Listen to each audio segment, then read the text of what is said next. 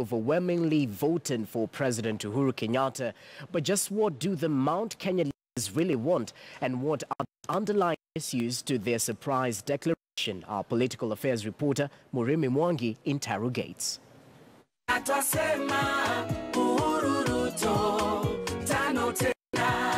It was the rallying call to all Jubilee Party supporters to extend President Uhuru Kenyatta's State House stay by another 5 years.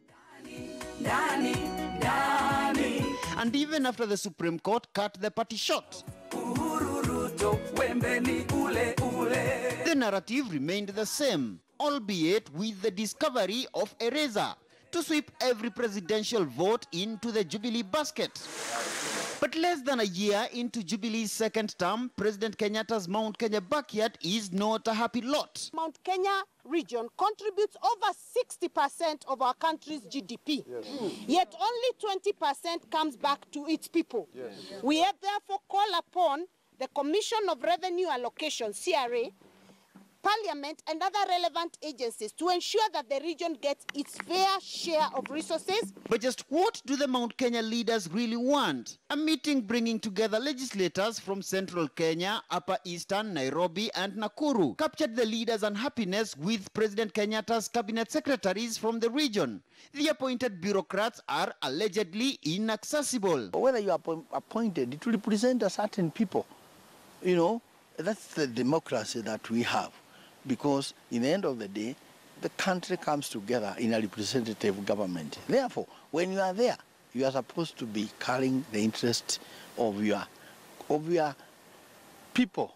From the Naivasha retreat, the leaders will be hoping to table their grievances before President Kenyatta in Nyeri on Thursday.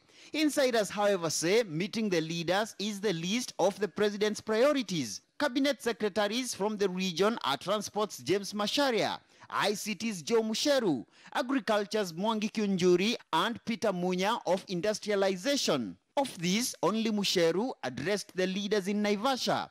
Kunjuri is already on the president's frying pan over delayed payments to maize farmers. I would not like to single out in the office, but to me, I do believe with this talk that we have begun, with a united front, we'll all be able to understand. Elected leaders should be worried if the policies of the government are not being implemented.